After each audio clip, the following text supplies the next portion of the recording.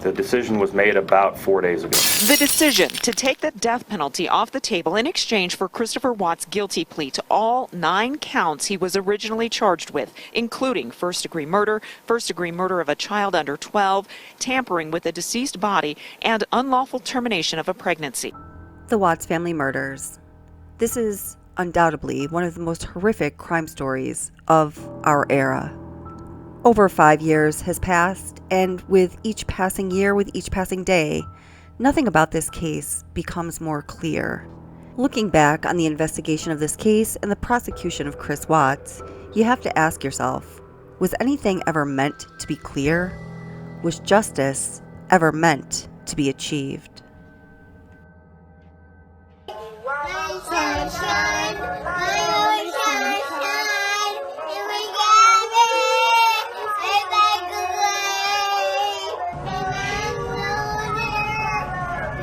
Oh, good girl.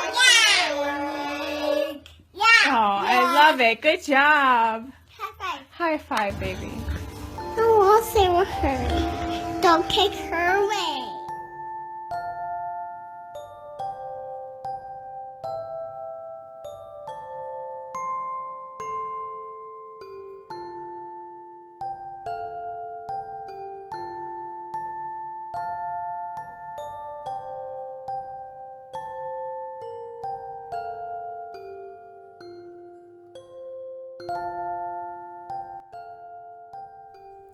By the time you are done watching this video, you're going to understand that something very wrong happened in the initial hasty investigation of this case. A case so horrific, the whole world began watching right away because the whole world wanted to know, how could a seemingly loving father do something so horrible? The very family members who trusted him, who counted on him, who relied on him, who loved him, and never questioned his love for them or his commitment to their family. Chris Watts took the lives of his wife, who was 15 weeks pregnant, his 4-year-old daughter, Bella Watts, his 3-year-old daughter, Cece Watts. So I'm here with my little munchkins. And the unborn baby that was going to be his very first son, baby Nico Watts. This crime is so horrible, people either refuse to even learn about it, and once they turn their heads and their attention to the story of this crime, they seem to not be able to turn away. I dare to say it's impossible to overestimate the strength of feelings, of passion, of opinions that people have about this case. Many of us feel a unique and peculiar bond to this case, to the family, to the Watts family, because we can relate to them. With this true crime case more than any other, we've heard more people say that they feel a strong connection to the victims, to the family, and to the victims' family members who are still alive. Now, you would think with a case as horrific as this that law enforcement and the prosecutor's office would share the same passion for pursuing justice as does the public, for the victim's sake and for the family member's sake. I mean, when you just look at the basic elements of this case, the murder of a pregnant woman, a 3-year-old and 4-year-old baby, and the way that the bodies were disposed of, it's absolutely egregious. There really aren't words that can describe how horrific this crime was. This is the kind of crime that causes us to put our faith and trust in the justice system and the prosecutor's office. Because after all, what more horrific crime could be committed by a human being? This is the kind of crime where if you give a crap about justice, you are going to make sure that the perpetrator of this crime is prosecuted to the fullest extent of the law, that all of them are. Meet District Attorney Michael Rourke. This is the man who accepted lip service as answers about this horrible crime that people to this day still cannot wrap their heads around. This is a district attorney who had no interest in pursuing complete justice for Shanann, Bella, Celeste, baby Nico, and their family members and friends. Stop asking about it. She didn't have anything to do with it. She wasn't there that morning. She voluntarily cooperated with law enforcement. She provided us all the information. I'm not going to tell you where she's at. Stop. Leave me alone. That was District Attorney Rourke commenting on Nichol Kessinger in March of 2023. The context is that he's on his wife's podcast, Survivor's Guide to True Crime, and he's scoffing about the popularity of the discovery files, saying that Weld County had to come up with a system to disseminate the discovery files, and kind of, so many people wanted to read the discovery files for this case. He said that it's as recently as last week that he received an email asking to open the case to investigate Nichol Kessinger, and says a moderate estimate is that his office has received 5,000 to 6,000 emails making that same request. Let's see what DA Rourke had to say about Chris Watts' mistress after his sentencing in November of 2018. Can you give us a better idea of her role in the investigation, how forthcoming she was, and how she helped? She originally came forward and spoke to investigators on her own volition. Prior to the time, unfortunately, that she came in and spoke with investigators, she had deleted all of the information off of her phone that had any connection between her and Chris Watts. That hampered the investigation. That hampered our ability to get that electronic digital connection between the two. She was interviewed on multiple occasions. I believe that for the most part she was forthcoming. It's clear that there are some major discrepancies between what District Attorney Rourke said in 2018 after the sentencing, and then what he said most recently on his wife's podcast in March of 2023. In his most recent recollection, he says that she came forth voluntarily and she was forthcoming with the information that she gave to investigators. Yet in 2018, after Chris Watts' sentencing, he said that she hampered the investigation by not giving investigators all of the information. And then he says that he believes that she was forthcoming for the most part. Very different statements, Rourke. We know the truth about Nichol Kessinger, and we know which of his statements is the accurate one, the 2018 statement or the 2023 statement. And the accurate statement is the 2018 statement, and it's an understatement because we know Nichol Kessinger obstructed justice by destroying evidence. We know this hampered the investigation, and we know that she was absolutely, completely not at all forthcoming with investigators. Not at all, not whatsoever.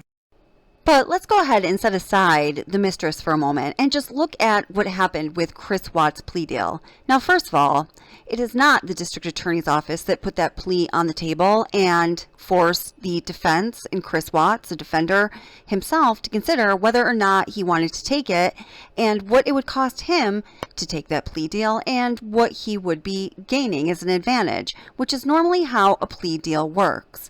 What happened was the defense put this plea deal on the table, and let's be clear about it. It was District Attorney Rourke who accepted this plea deal unconditionally, without any conditions whatsoever. Over the course of the 3 years that I've had this channel, I have talked to a number of attorneys about this issue because it's always burned my ass, quite frankly. Why did District Attorney Rourke not make Chris Watts tell them what happened when he decided to accept the plea deal that Chris Watts and his team put on the table? Why did he accept that plea deal without condition? This is from the Law and Crime Network. There are some odd things about the circumstances surrounding the plea deal Chris Watts struck with prosecutors, according to Law and Crime Network's host and former Morris County, New Jersey prosecutor Bob Bianchi, head prosecutor. Circumstances that he would never have allowed to happen under his watch.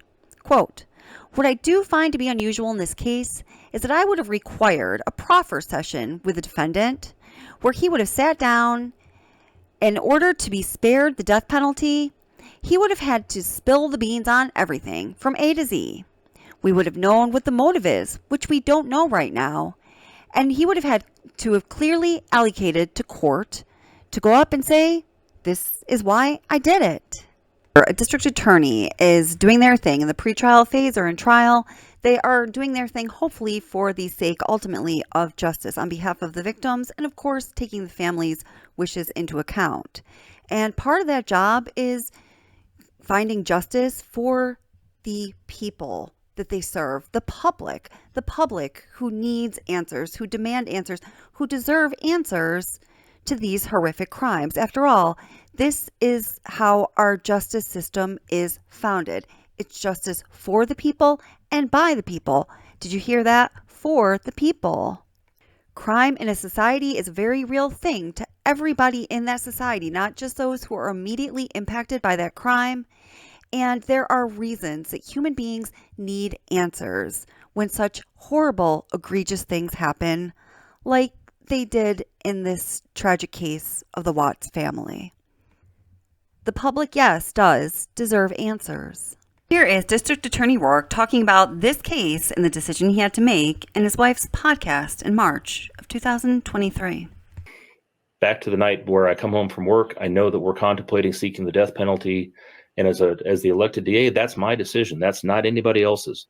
I'm going through a process of talking to law enforcement, community leaders, my own commissioners for budget reasons, her family, like I talked about, senior leadership in my office, and my wife, because there's a recognition that this is the ultimate decision I have to make. I'm going to take somebody's life if litigation goes the way it should in this case. So the gravity of this case is impending on District Attorney Rourke, and he consults, fellow law enforcement personnel that worked on this case, people that had to do with budget decisions, the victim's family, and we're going to come right back to that, and his wife. Well, isn't that good to know?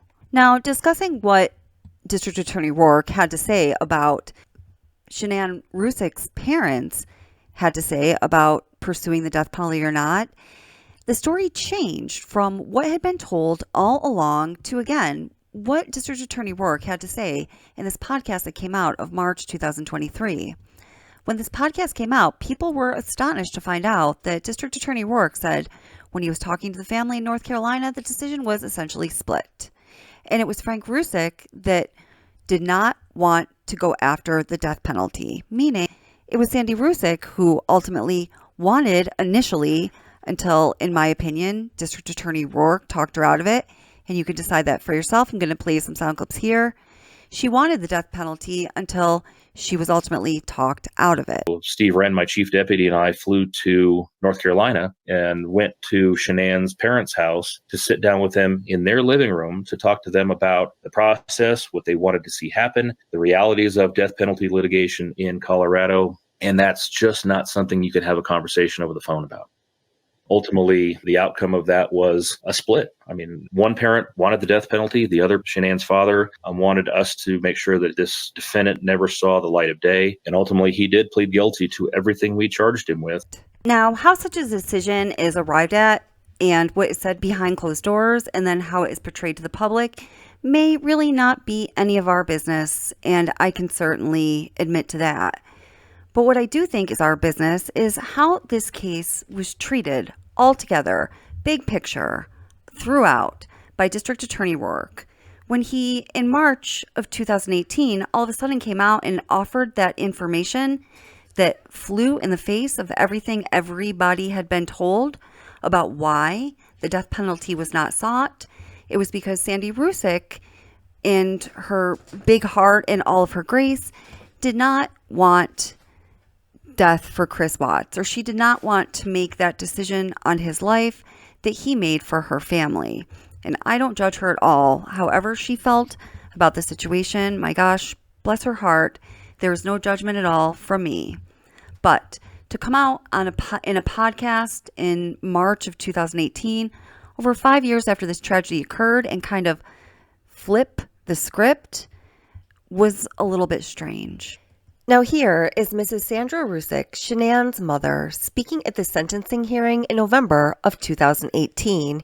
You'll just notice that what she says here, although I believe absolutely heartfelt and our hearts go out to you, Mrs. Rusick, is different than what District Attorney Rourke had to say in 2023 about how the parents fell regarding whether to pursue the death penalty or not. I want the world to know that our daughter and her children were so loved by us. They will always be protected by God and his mighty angels. I didn't want death for you because that's not my right. Your life is between you and God now, and I pray that he has mercy for you. And now, listen to District Attorney Rourke talk about the final piece of the sentencing agreement, which is the plea deal that he accepted, that Chris Watts and his defense team put out there. And it's that Chris Watts won't face the death penalty. But, he goes from A to Z and skips everything from B to Y in the middle. He doesn't want people to ask, well, why did you not hold Chris Watts accountable? Why did you not put a condition on accepting the plea that he so willingly put out there? And in my opinion, he puts the hook on the Rourke family while he's peddling a political agenda and really paying no mind to justice in this case. This has always bothered me so incredibly much. The final piece of the sentencing agreement calls for the district attorney's office, myself, to agree that as a result of his plea of guilty, that he will not face the death penalty. I know that there are going to be a lot of questions about that, so let me address that right up front. Present here in the room with us today is Frank Rourke, Sandra Rourke, and Frank Rourke Jr., Shanann's brother, mom and dad. Mr. Wren and I flew out to North Carolina about 3 weeks ago and spent quite a bit of time with the Rourke family talking about the state of the death penalty in Colorado, the realities of the death penalty.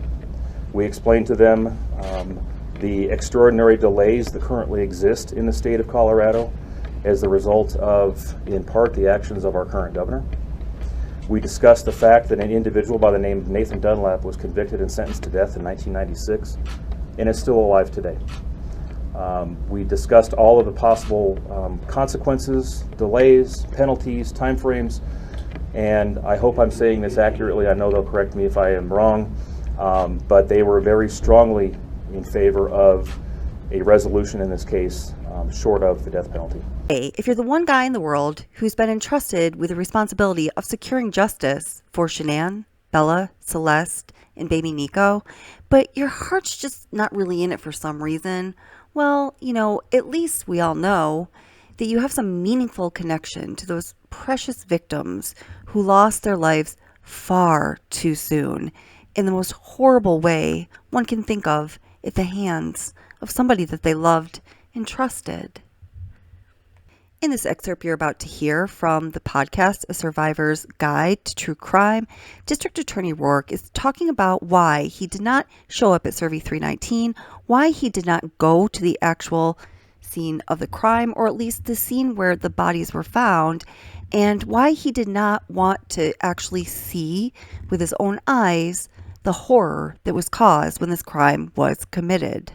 And in doing so, he remarks about seeing some of the Facebook videos that so many of us have seen that Shanann proudly put on her Facebook page, where you got to get a little inside look into the lives of Shanann, Bella, and Celeste. Hear what he has to say about that. Bella and Celeste were, like I said, 3 and 4-year-old little girls with very long, glowing blonde hair who liked to run around the living room, dance, sing, and do cartwheels.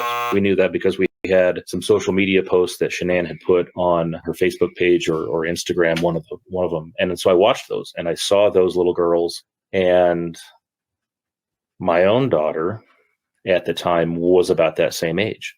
Long blonde hair, doing cartwheels in my living room, despite the fact she knows that's a family rule not to. And there was an immediate connection that I felt with those little girls because of my daughter.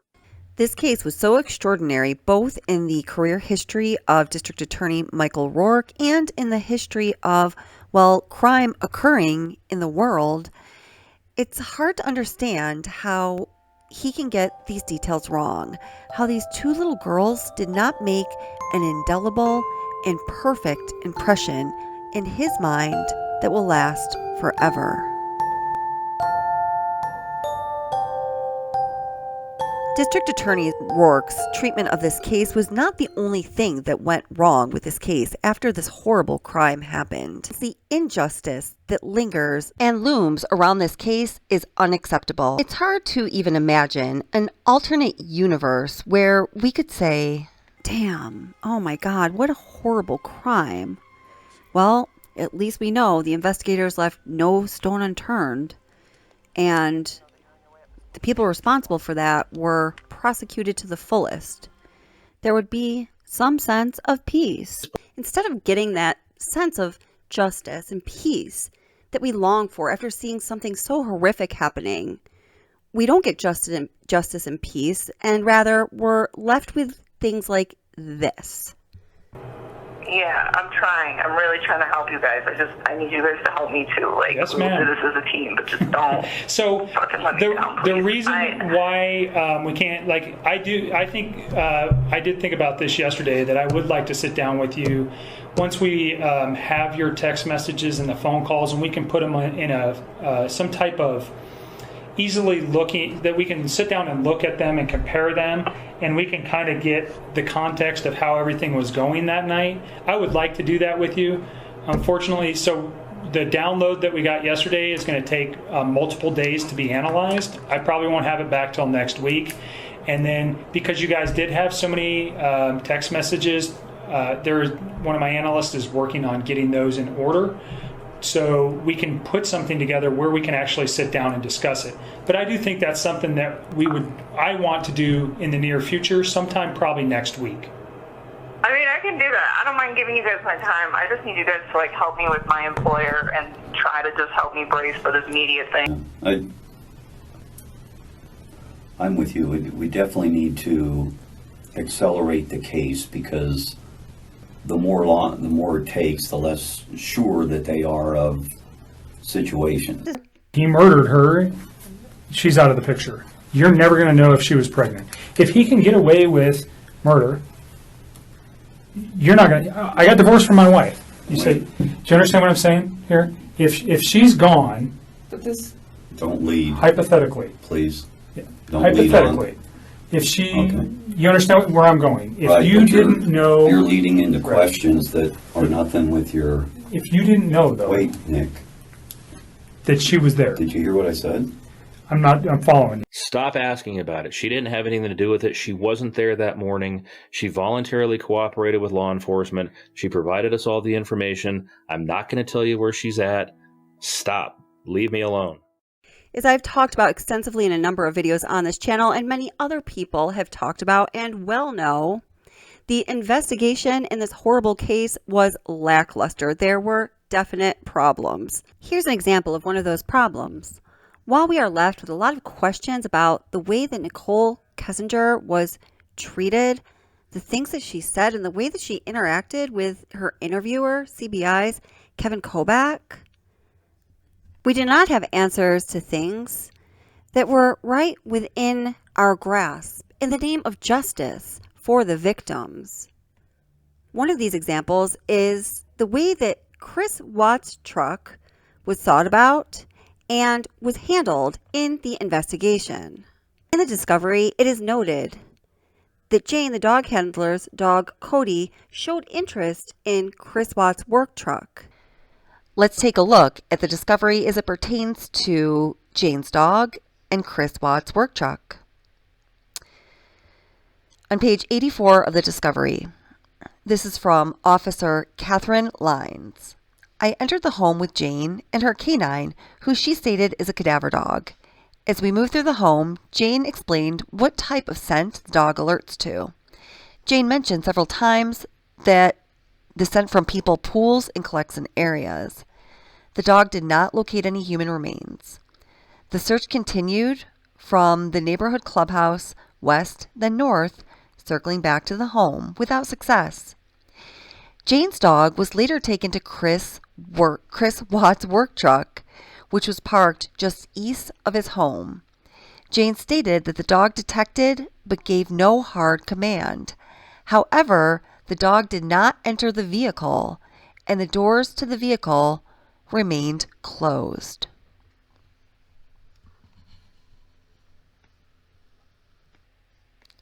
Now, on page 87 of the discovery, from Officer Perez, Supplement 14, it says, Christopher's work truck was parked just northeast in front of the house on the north side of the street, facing west. One of the dogs was taken to the work truck, and Jane advised the dog showed interest in the truck. Jane stated the dog did not alert for any human remains inside the vehicle, but the dog caught the scent of one of the 3 missing parties. Command staff was advised.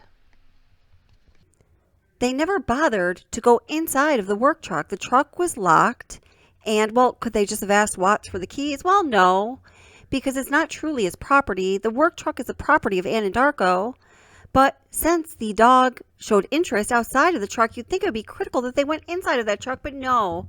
They didn't even bother to get a warrant to go inside that truck so the dog who showed interest outside the truck could go inside the truck and see what the dog found in there.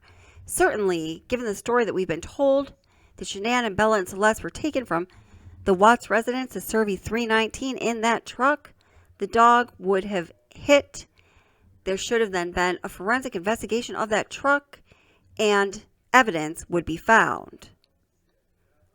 So putting the situation with the dog aside, evidence still was obtained from Chris Watts' work truck. After the truck was taken, after Chris Watts was arrested, and the house and his property was searched as a crime scene. Take a listen to this. Chris, did Shanann do something to them? No, I don't know.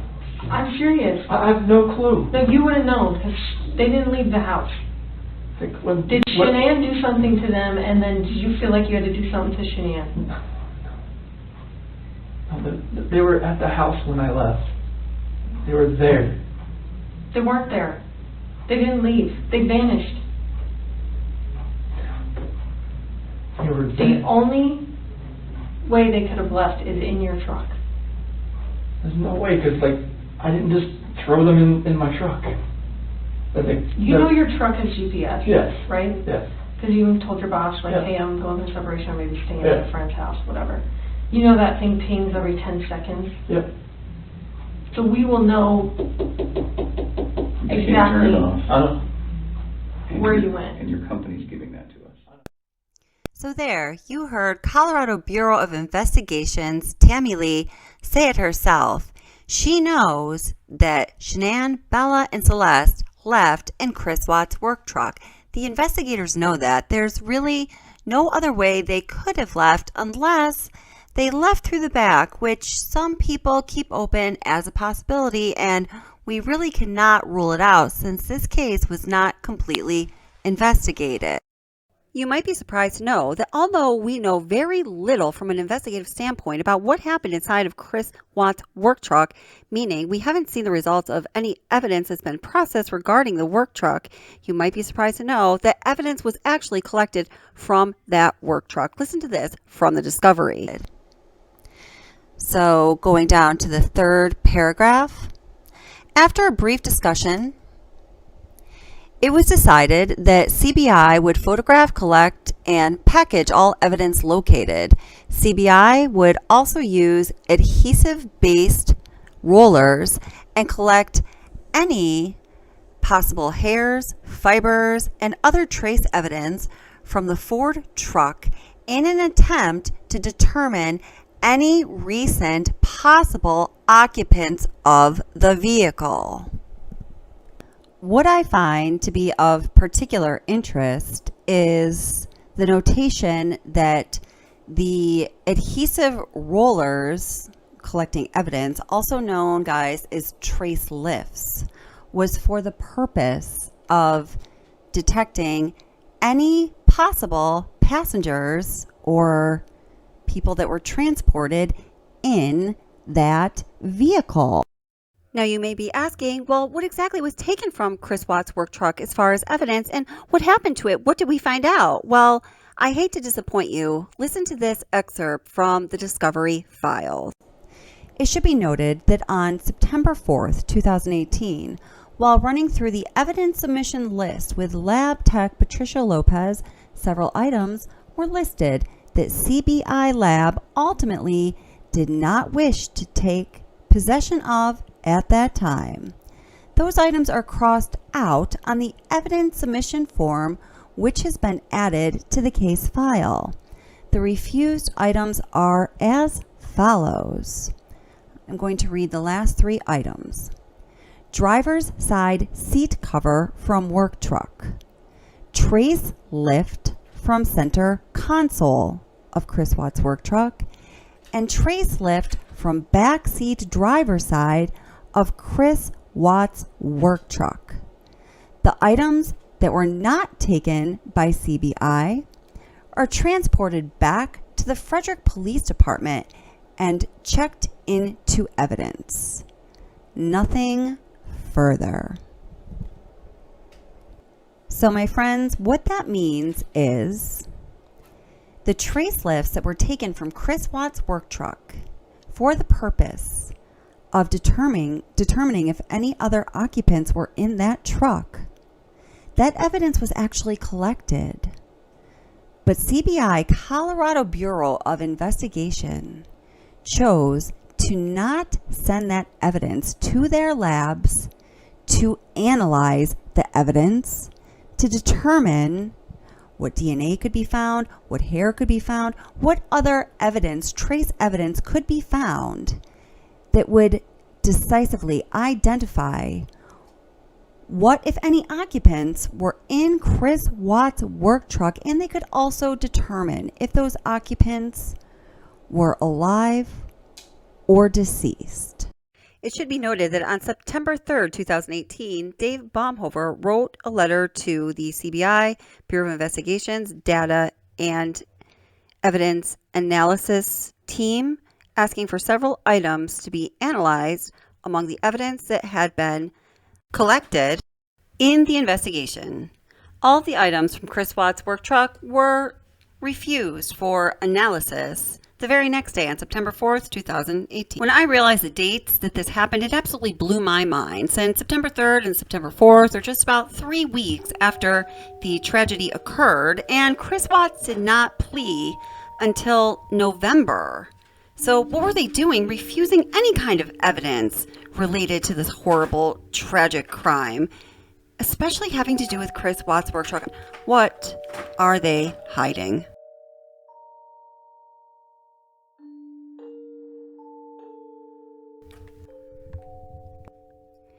It's funny how at certain benchmark times after this horrible crime was committed, certain things went missing.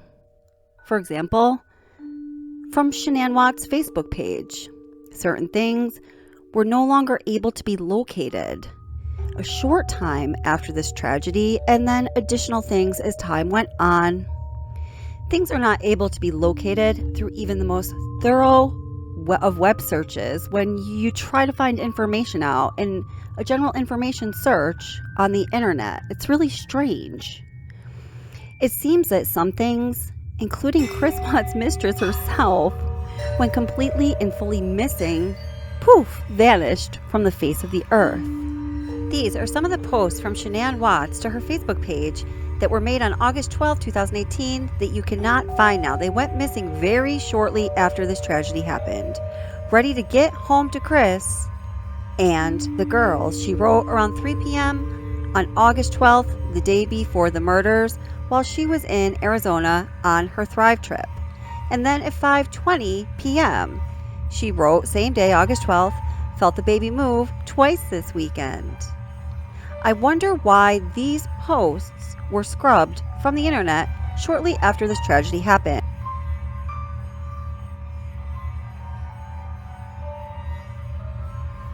They've been removed from the history books. I'm sure whoever removed them, and for the reason they were removed, they certainly hoped that nobody was going to continue to look into these issues, to try to find the things that were hidden by, well, who hid them anyway?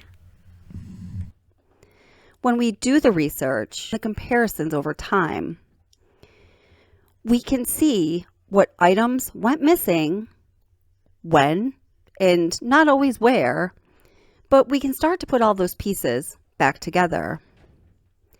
I personally believe it's relatively clear why specific things went missing at certain times since the morning of August 13th, 2018.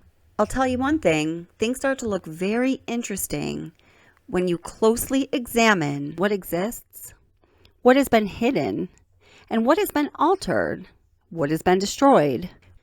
You may or may not know that on page 283 of the redacted discovery, there is an evidence collection log that records the collection of the interview of Nichol Kessinger from, remember, this horrible tragedy that took the lives of Shanann, Bella, Celeste, and unborn baby Nico happened on Monday, August 13th. So this is 2 days after. Nichol Kessinger had just given her first interview to the FBI on that day, on the 15th, in a park near her house with her doggie and her daddy both present. On this document, it states under the details, recorded interview of Nichol Kessinger, parentheses, and in all capital letters, protect identity, end parentheses, on August 15th, 2018. We're going to talk more about that. So listen, I believe that Chris Watts is completely guilty and he deserves to be in prison for the rest of his life, the rotten bastard, taking the lives of these beautiful people as family members. There aren't even words and nobody can comprehend what happened. What I have come to believe more and more as time passes is that his mistress, Nichol Kessinger, is somehow involved in this tragedy, and we already know, Kessinger, that she committed crimes in the investigation of this case straight away. She admits it herself. So I removed it. So you already said, but you removed text messages? I deleted all of his stuff. Yet investigators played softball with her, underhand pitches, every single question they asked for the entire duration of the interviews, for the entire duration of the 5 interviews she underwent with the FBI and Colorado's CBI.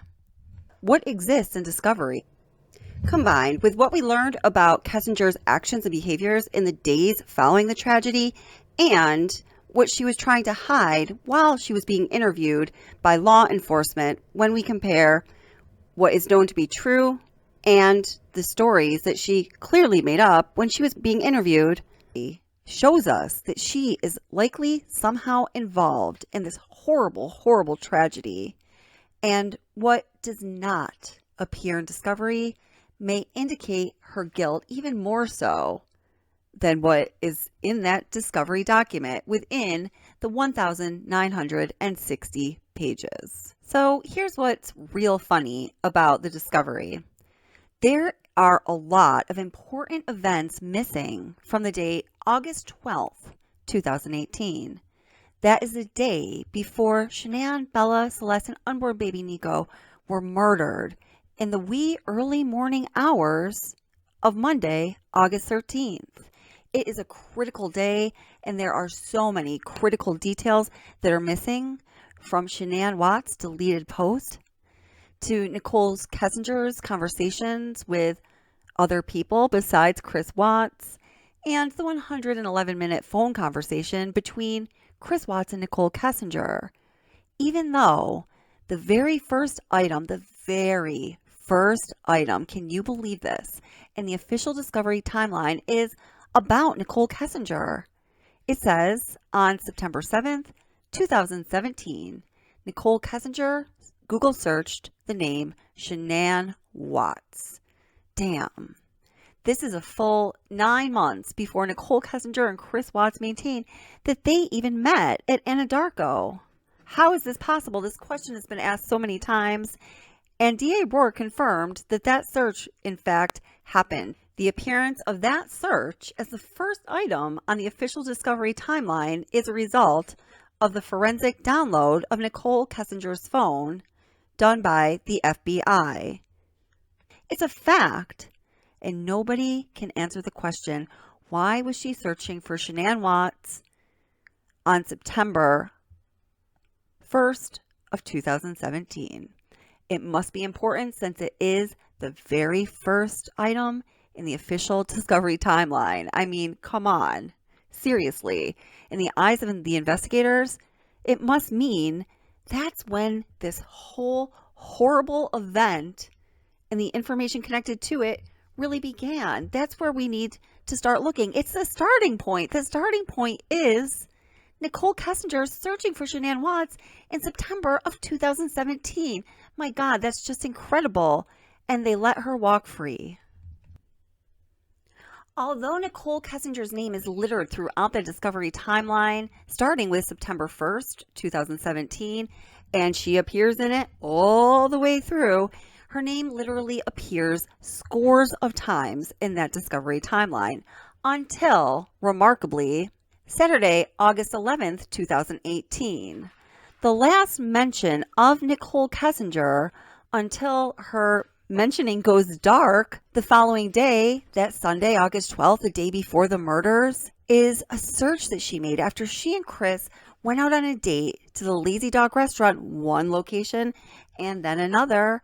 That timeline entry states at 22:04 hours, so that's 10:04 p.m., having concluded her evening tryst with Watts, Kessinger searched the internet on topics like Chris Watts, Shanann Watts, Ronnie Watts, and 2825 Saratoga Trail. And then, all of a sudden, on Sunday, August 12th, Nichol Kessinger disappears from the Discovery timeline.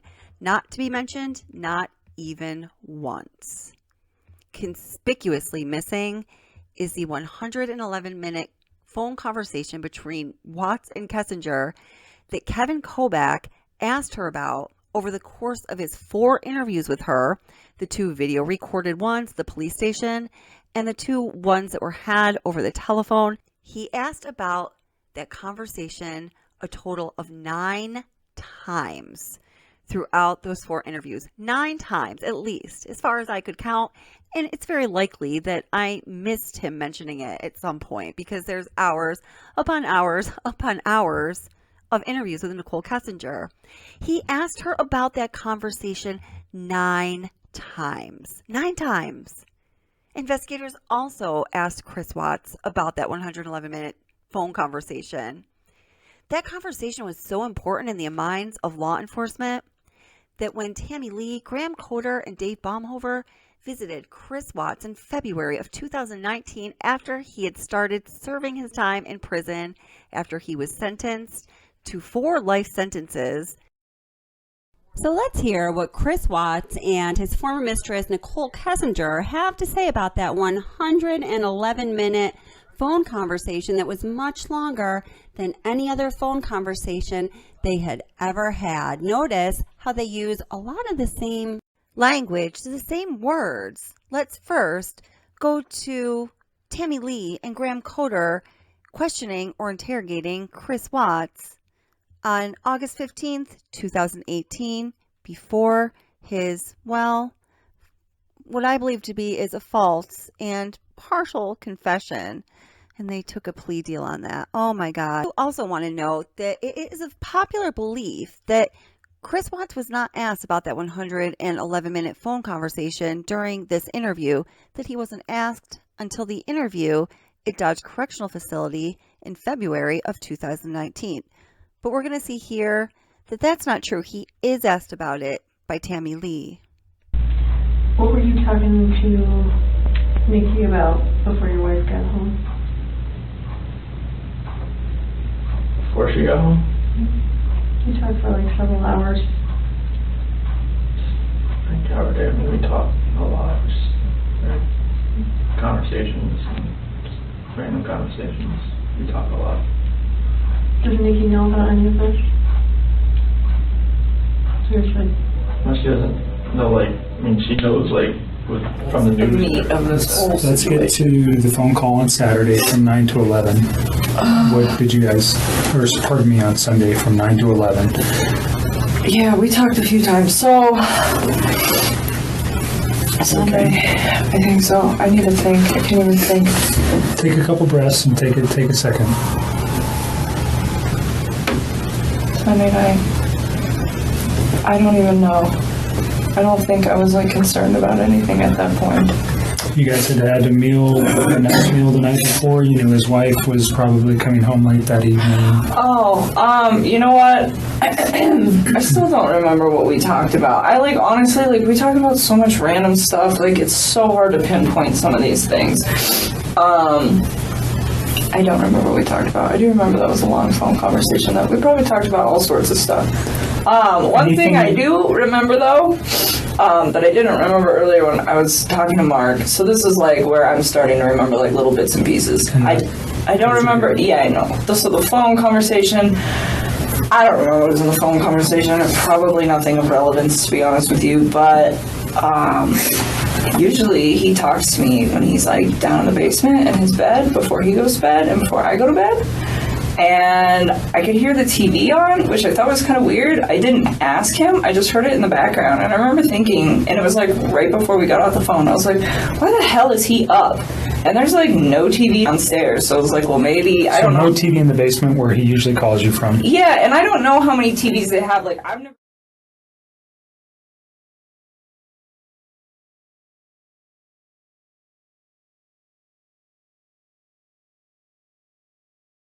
We have gone over how investigators and prosecutors went out of their way to not dig deep into the evidence, to not really investigate this case at all, to not prosecute Chris Watts to the fullest extent of the law while getting as much from him as they possibly could for the sake of the victims' family members, and for the sake of the public. That's how the law is supposed to work. But it didn't work in this case. We also know the inordinate amount of time and energy that was spent on Nichol Kessinger, interviewing her, coddling her, handling her with kid gloves, allowing her to hide whatever she wanted to hide, destroy whatever she wanted to destroy, and change whatever story she wanted to change to fit the narrative she saw fit in that moment, which of course is a narrative that paints her in the kindest light and makes her look like the savior, the counselor, the therapist, the teacher, the life coach, the philosopher, the nutritionist, the environmentalist, the engineer, the hard worker, fiscally responsible, the thrift tag shopper that she fancies herself to be. I think it's really possible that this whole circus surrounding the Watts case has to do with appeasing Nichol Kessinger and possibly her father for some unknown reason. Or do you think that there's more to it than that? Continue to look deeper into the issues that were discussed in this video. The research and the investigation has not stopped right here. But for now, if 50 minutes into this video, I'd love for you to leave a comment or two below. Let us know what you think. We all want to know what you think and what questions you may have for one another, for discussion, for, heck, District Attorney Rourke. I'm not going to tell you where she's at. Stop. Leave me alone. Thank you guys so much for watching. I always appreciate your feedback and your candor, and I'm so proud that this channel is a community-based channel and you are such a huge part of it. Please be safe, come back soon, and we pray for justice for the victims, Shanann, Bella, Celeste, and baby Nico, and for a greater sense of peace here on earth for their families.